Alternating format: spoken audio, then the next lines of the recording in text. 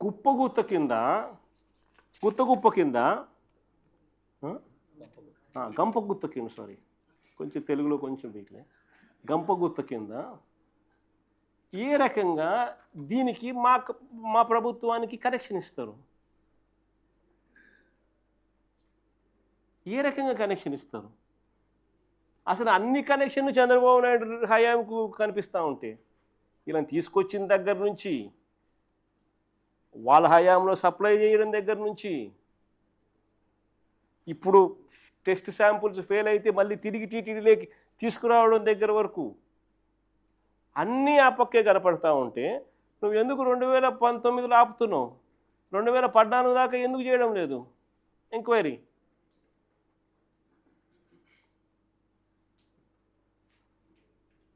అసలు వైఎస్ఆర్సీపీ ప్రభుత్వానికి ఏ రకంగా సంబంధం ఇది? టీటీడీలో రోబస్ట్ ప్రొసీజర్ ఉంది. వచ్చే ప్రతి ట్యాంకర్ కూడా అక్రెడిటెడ్ ల్యాబ్ రిపోర్ట్ తీసుకొని రావాలి. ల్యాబ్ రిపోర్ట్ అక్రెడిటెడ్ ల్యాబ్ నుంచి రిపోర్ట్ తీసుకొని వస్తేనే ట్యాంకర్ రాణిస్తారు. ఆ తర్వాత టీటీడీ ఆ అక్రెడిటెడ్ ల్యాబ్ రిపోర్ట్తో సంతృప్తి చెందకుండా వాళ్ళు కూడా మళ్ళీ టెస్టులు చేస్తారు. ఆ టెస్టులో పాస్ అయితేనే పైకి పంపిస్తారు, ఫెయిల్ అయితే తిరిగి వెనక్కి పంపిస్తారు. ఇక్కడ కూడా వెనక్కి పంపించినారు, క్లియర్గా కనిపిస్తూ ఉంది.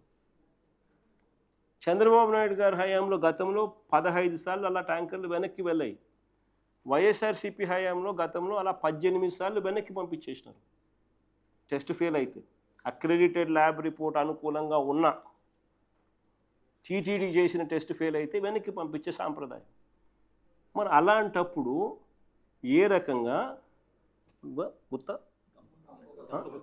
గంపగుత్త కింద ఏ రకంగా నువ్వు వైసీపీకి అటాచ్ చేస్తున్నావు?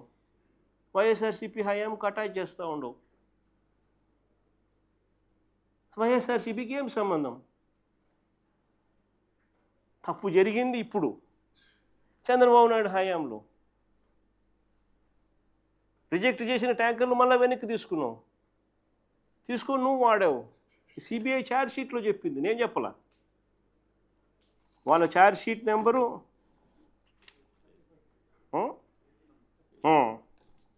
చెప్తా, ఛార్జ్ షీట్ నెంబర్ కూడా చెప్తా.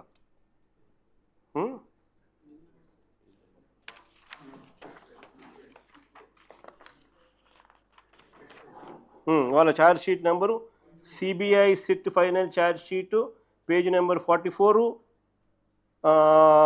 Page number 91, page number 64. 3 charge షీట్లో ఉంటాయి చూడండి. Further the adulterated ghee rejected 4 tankers of MSAR Dairy Food Private Limited were resupplied to TTD in the supply orders of Vaishnavi Dairy Specialities Private Limited, and TTD accepted the same.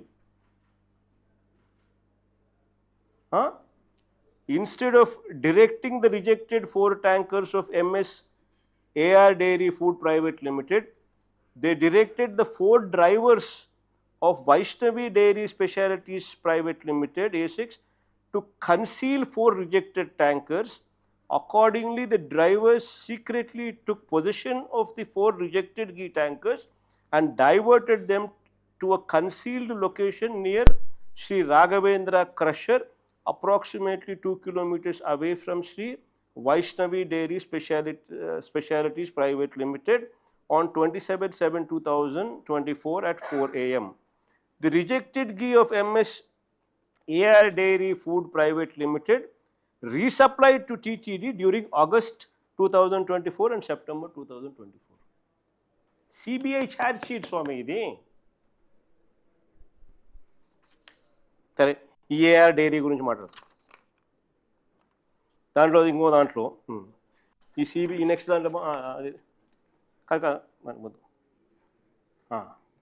ఆరోపణ ఎదుర్కొంటున్న premier dairy time line.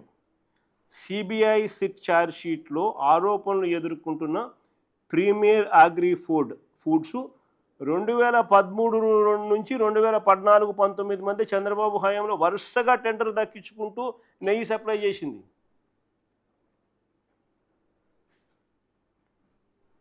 ఈ విడత చంద్రబాబు అధికారానికి వచ్చిన ఇది ఇంకోటి, ఇది ఇంకా చూడండి, వరుసగా చంద్రబాబు నాయుడు హయాంలో ఇదే ప్రీమియర్ డైరీ అనేది వరుసగా నెయ్యి సప్లై చేస్తూ ఉందని చెప్పి ఆధారాలతో సహా డాక్యుమెంట్స్ ఒకవైపున కనిపిస్తూ ఉండగా, మరోవైపున ఈ విడత ఇప్పుడు చంద్రబాబు నాయుడు రెండోసారి ఇప్పుడు ముఖ్యమంత్రి అయిన తర్వాత, చంద్రబాబు నాయుడు అధికారంలోకి వచ్చిన తర్వాత కూడా టెండర్లలో పాల్గొంది. ఇక బోలేబాబా, ఇందాపూర్ హెరిటేజ్లకు చంద్రబాబు హయాంలో కనెక్షన్స్ ఇదివరకు ఎలాగూ చూపించినారు, అందరికీ చూపించినారు. వీళ్ళు కూడా ఇప్పుడు టెండర్లలో పార్టిసిపేట్ చేసినారు. చంద్రబాబు నాయుడు హయాంలో వీళ్ళంతా కూడా ఆ రేట్లకు కోట్ చేసినారు. చంద్రబాబు నాయుడు ఇప్పుడు వచ్చిన తర్వాత రేట్లు మారిపోయినాయి. అప్పుడంతా చంద్రబాబు నాయుడు హయాంలో 273, 320కి సప్లై చేసిన వాళ్ళు ఇప్పుడు ఏకంగా దగ్గర 600 కోట్ చేసినారు. ఇప్పుడు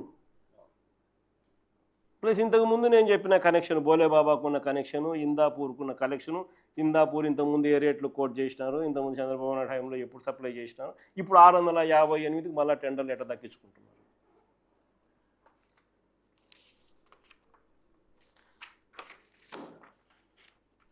నెక్స్ట్ ఇది ఇంతకుముందు ఛార్జ్షీట్కి సంబంధించి ఛార్జ్షీట్లో మెన్షన్ చేసిన ప్రస్తావన గురించి ఇంతకుముందు నేను చెప్పిన సిబిఐ ఛార్జ్షీట్లో page number 44, page number 64, page number 91లో ఏ మాదిరిగా రాసినారని డీటెయిల్గా పారాగ్రాఫ్లు కూడా చదివించాను.